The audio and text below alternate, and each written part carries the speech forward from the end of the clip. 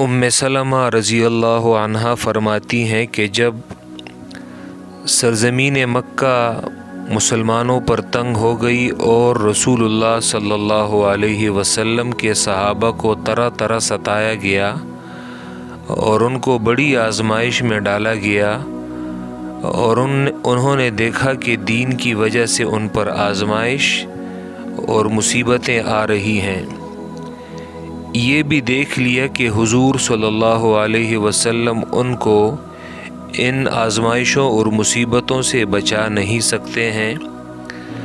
ख़ुद हुजूर सल्लल्लाहु अलैहि वसल्लम अपनी कौम और अपने चचा की वजह से हिफाजत में हैं, जिसकी वजह से उन्हें कोई नागवार बात पेश नहीं आती है और न आपको सहाबा किराम वाली तकालीफ़ वैसे पहुँचती हैं।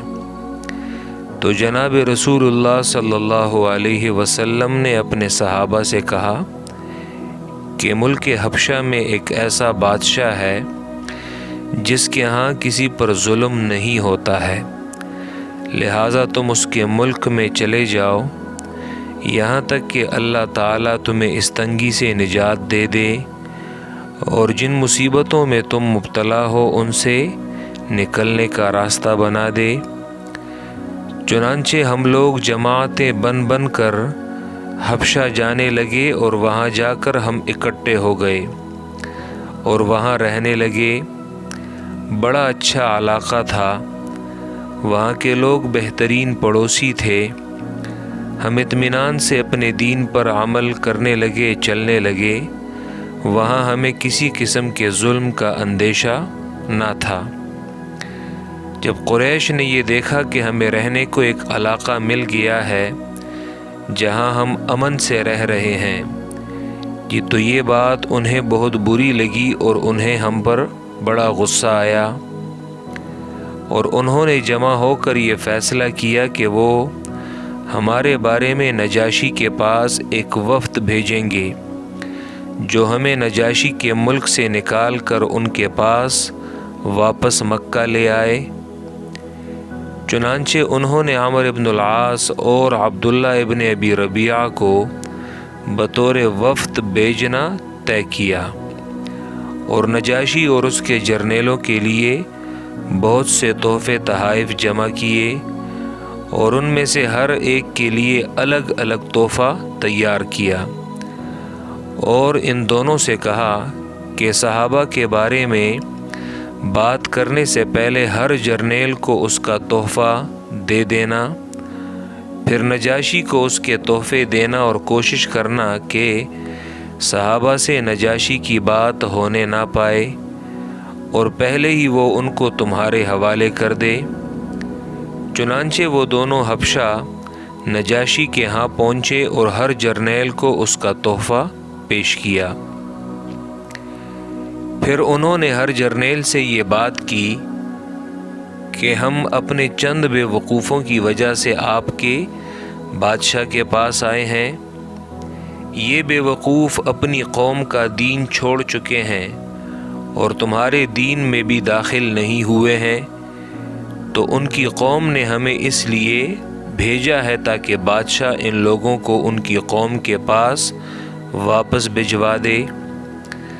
जब हम बादशाह से ये बात करें तो तुम सब उसे ऐसा करने का, यानी इन लोगों को वापस भेजने का मशवरा देना।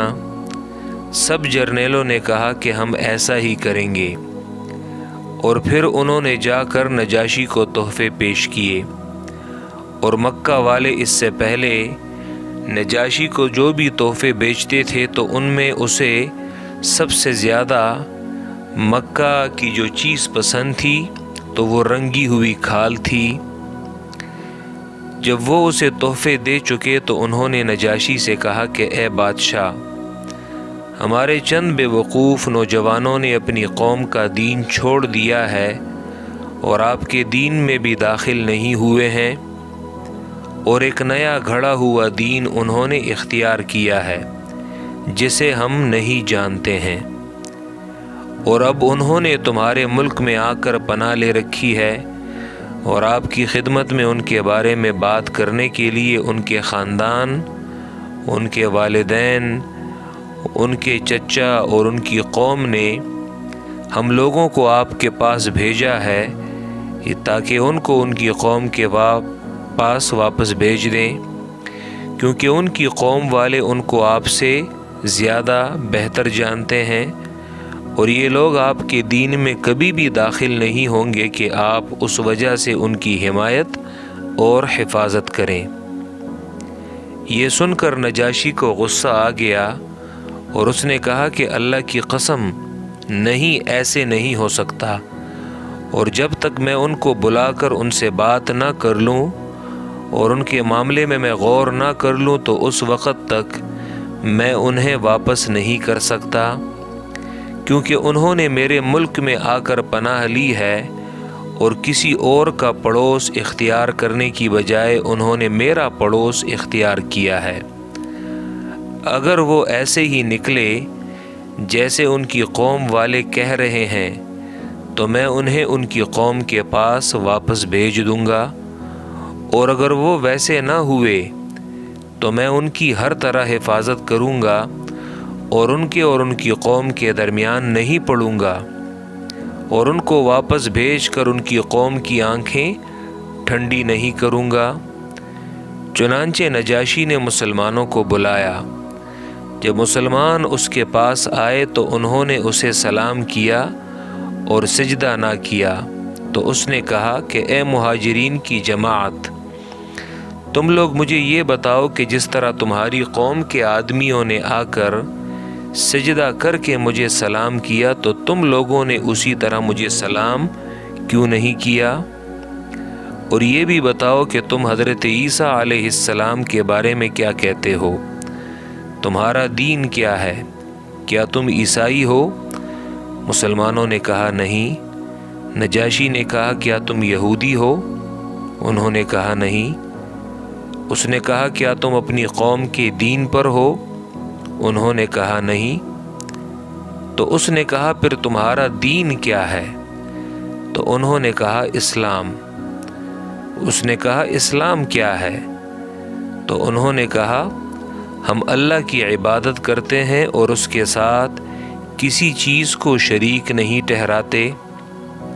تو اس نے کہا یہ دین تمہارے پاس کون لایا ہے؟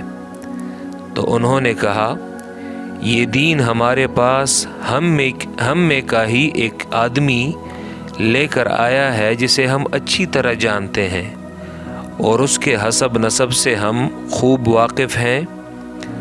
انہیں اللہ نے ہماری طرف ایسے ہی بھیجا ہے جیسے اللہ نے اور رسولوں کو ہم سے پہلوں کی طرف بھیجا۔